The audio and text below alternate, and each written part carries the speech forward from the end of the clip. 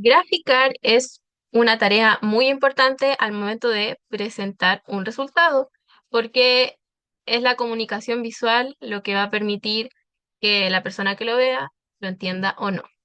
Para este tipo de tareas existen las librerías Matplotlib y Plotly, que como les comentaba en otras cápsulas, es necesario importarlas para poder trabajar con ellas. La convención para Matplotlib suele ser este como conjunto de letras, ¿sí? PLT y Plotly eh, se suele utilizar el módulo de Graph Objects y se escribe como geo por las letras del comienzo de las letras, de las palabras. Ya, entonces, estos módulos son bien útiles al momento de graficar y para graficar una figura siempre es la misma estructura. Lo vamos a ver ahora.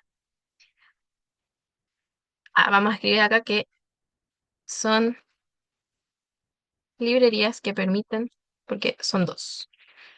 Entonces, la estructura básica, veamos. Para graficar algo, primero requerimos pues, un, un arreglo con valores que queremos graficar.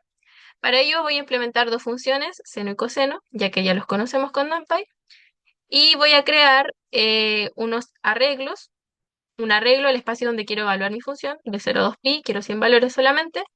Voy a guardar los valores de seno acá en eValues y los valores de coseno acá los voy a guardar en esta lista. Entonces, atención, esta es la estructura para graficar con Matplotlib. Entonces, primero siempre hay que crear una figura. Hay que crear esta instancia. Definimos el tamaño de la figura como la proporción, es horizontal y después vertical. Y después hay que añadir con plt.plot, o sea, la función plot del módulo que importamos, donde se indica la variable independiente en el eje horizontal, la variable dependiente en el eje vertical y otras características, ¿sí? Esto sí o sí tiene que ir y esto es ya opcional. Por ejemplo, yo voy a caracterizar esta curva con el color, con este color, el tipo de línea, el line style, quiero que sea sólido, sea una línea continua, y le agrego un label. Los labels son importantes porque cuando mostramos las leyendas o labels, se muestran ahí y permiten identificar las distintas curvas que se están graficando. Si yo quiero graficar otra curva, tengo que añadir otro plot a la figura. Y después es muy importante añadir los detalles, es decir, identificar siempre un gráfico con su título y con el nombre de los ejes, en qué medida están y lo que, en el fondo, lo que significa la unidad que va en ese eje. También existen otras características, por ejemplo, añadirle una grilla al gráfico. Esto puede ser de utilidad cuando hay pequeñas variaciones que se quiere identificar. Luego, como les comentaba, con este comando se pueden mostrar las leyendas. Acá esto es para reacomodar la posición. Y por último, pero no menos importante, mostrar la figura. Entonces, bueno, ya está ejecutado, pero lo voy a ejecutar otra vez. Se grafica lo que estamos buscando. Entonces es importante los labels, porque imagínense que yo no quiero mostrar las leyendas, entonces este gráfico no está todo comunicativo. A menos que yo supiera cuánto vale el seno y el coseno de 0,2pi, está un poco difícil identificar cuál es cuál. No comunica bien del todo, entonces es bueno siempre añadir leyendas. Bien, ahora, el análogo con esto es Plotly. Vamos a añadirlo aquí. Entonces, con Plotly el procedimiento es análogo. Creamos una instancia de una figura, la voy a guardar acá.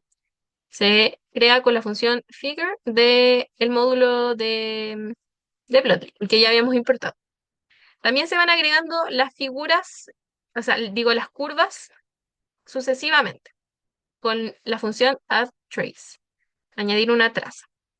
En este caso yo quiero que sea del tipo scatter, o sea, puntitos, y luego las caracterizo como líneas, ¿ya? Este tiene como una sintaxis distinta, pero si ustedes consultan en la página de la función go.scatter, siempre todas las librerías tienen su documentación disponible en línea. Notarán que la sintaxis no es tan compleja y siempre sigue esta misma idea. Entonces yo añado siempre los valores de la variable independiente con X, de la variable independiente con Y. Estos son los valores que yo tengo. Este es el valor y el lado de la izquierda es el nombre del parámetro. Podemos el tipo, el modo y el nombre. Acá se llama name, pero también cumple el rol de una leyenda. Y acá son características de la línea. ¿Sí? Acá las características, como pueden notar, se declaran en un objeto de Python que son los diccionarios. Ya, ¿qué más? Después de que agregamos las curvas, también hay que nuevamente indicar los detalles porque son importantes para comunicar bien en el gráfico. Podemos configurar las dimensiones del gráfico, se añade un título y podemos caracterizar el título, el font, o sea, la tipo de letra, con estas características.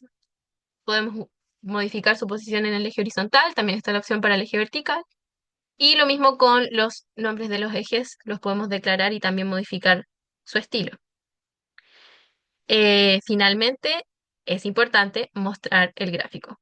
Esta última línea, si lo ejecutamos, nos muestra lo mismo, pero lo importante, o la diferencia acá, es que como pueden ver, el gráfico generado por Plotly es interactivo. Yo aquí puedo ver el punto en el que estoy parado, exactamente cuánto vale y también la función, el nombre, ¿sí? El label o name que añadimos, lo cual no es posible hacer directamente en el otro gráfico de Matplotlib. Hay extensiones que sí permiten hacerlo, pero Plotly permite hacerlo más directamente. Y ahí va a depender de lo que quieran hacer, cuál utilizar. Ahora, hay otra cosa que considerar al momento de hacer un gráfico y es la escala en que se va a trabajar. ¿Sí? Acá voy a añadir que era esto, matplotlib. Entonces, sí, siguiendo con la idea de la escala en que se va a graficar, lo voy a ilustrar con un ejemplo. ¿Recuerdan que en unas cápsulas atrás comenzamos hablando del método de Jacobi para hablar sobre el ciclo while y cómo parecían cómo se utilizaban los ciclos? Bueno, esto era en el contexto de soluciones iterativas para sistemas lineales. Acá hay otros tipos de recurrencias que permiten solucionarlo. Esto es solo un contexto y ya están implementadas. Y supongamos que, digo, no supongamos, sino que aquí ya van a estar las cosas que queremos graficar. Entonces aquí se va a ejecutar un ratito. Ya, ya se ejecutó. Y bueno, para repasar, lo que hay aquí almacenado son las soluciones, en verdad, las iteraciones para la convergencia de la solución. Fue lo que está guardado acá. ¿Sí? Acá está como el contexto. Y lo importante es que tenemos distintos valores que al graficarlos podemos observar que no se aprecia también su variación, ¿ya?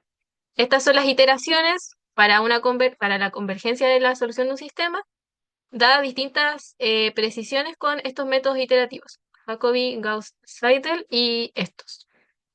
¿Ok? Entonces, aquí está, dada una precisión, cuántas iteraciones me tomó hacer. Entonces, bueno, acá hay un spoiler, está el logaritmo, la escala, el nombre, porque lo desactivé para que sea más ilustrativo, ¿cierto? Esto no se ve tan claro. Entonces, una opción es elegir la escala del gráfico logarítmica. De este modo, podemos observar de mejor manera la variación en el eje horizontal y este es un gráfico del tipo log, donde se puede visualizar de mejor manera los cambios cuando son muy, muy pequeños. Ahora, si se fijan, también podríamos hacerlo en la, la otra variable,